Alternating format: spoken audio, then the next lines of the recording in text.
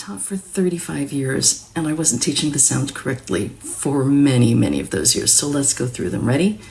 A, B, K, D, E, F, G,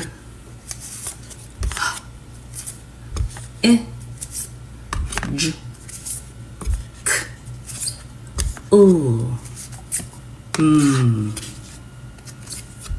N, A, P, Q, R, S, T, A, V, W, X, Y, Z. Which ones do you have trouble with?